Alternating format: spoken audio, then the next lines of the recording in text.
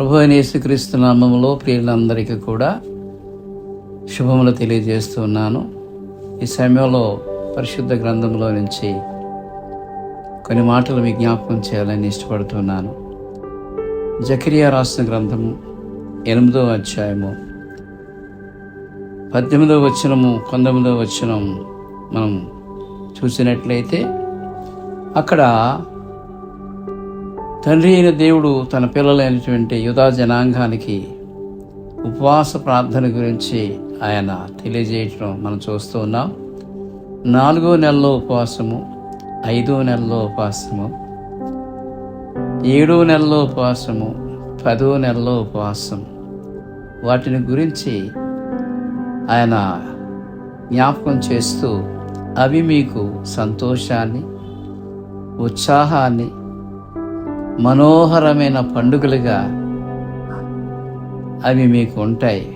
ఎప్పుడంటే మీరు సత్యమును, సమాధానమును ప్రేమించి, అంగీకరించి, స్వీకరించి దాన్ని జరిగించినప్పుడు ఈ యొక్క ఉపవాస పండుగ దినాలను దేవుడు ఆశీర్వదిస్తానని, వారికి సంతోషాన్ని, ఆనందాన్ని, మనోహరాన్ని ఇస్తానని దేవుడు వారికి తెలియజేస్తూ ఉన్నాడు.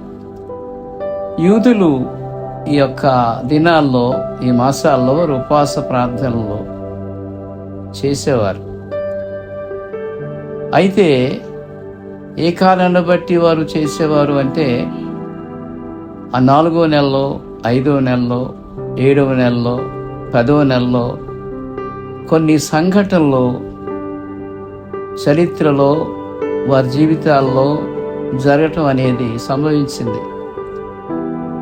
అలాగనే దేవుని యొక్క విడుదల కూడా ఏ విధంగా ఆ నెలల్లో వారికి జరిగిందో వారికి గుర్తు చేస్తూ, ఉపవాసం ఉన్నప్పుడు గత కాలంలో మీకు జరిగినటువంటి ఆ సంభవాలను, ఆ శ్రమ దినాలను, ఆ దుఃఖ దినాలను, ఆ వేదన దినాలను, ఎవరు కూడా తీయలేనటువంటి అత్యంత ఘోరమైనటువంటి ఆ దినాలను మీరు జ్ఞాపకం చేసుకోవాలని, అదే సమయంలో ఎలాగున దేవుడు మిమ్మలను బలపరిచి, ఆదరించి, తాను సెలవిచ్చినట్లుగా ప్రవక్తల ద్వారా తిరిగి వారు స్వదేశానికి వారు ఎలాగా తీసుకుని రాబడ్డారో దానిని వారు జ్ఞాపకము చేసుకుంటూ, తలపోసుకుంటూ, దేవుడు ఎంత ప్రేమ కలిగిన వాడు, ఎంత కృప కలిగిన వాడు, ఆయన వాక్యము ఎంత యథార్థమైనది, ఆయన సత్యము ఎంత నీతితో కూడుకుని ఉన్నది అని వారు తెలుసుకొని దాన్ని జ్ఞాపకం చేసుకుంటూ కన్నీళ్లు కార్చి ఉపవాసం ఉండి ఆయా నెలలో వారు ప్రార్థన చేయాలని, అప్పుడు వారి జీవితాల్లో దేవుడు అంటున్నాడు, అవి మీకు పండగ దినాలుగా ఉంటాయి, అవి మీకు సంతోషాన్ని ఇచ్చే దినాలుగా ఉంటాయి, ఉత్సాహాన్ని ఇచ్చే, అలాగే మనోహరమైనటువంటి ఆనందాన్ని ఇచ్చేటువంటి దినాలుగా ఉంటాయి. అయితే దానిని మీరు ఎలా జరిగించాలి అంటే మీరు సత్యమును ప్రేమించండి, న్యాయమును ప్రేమించండి.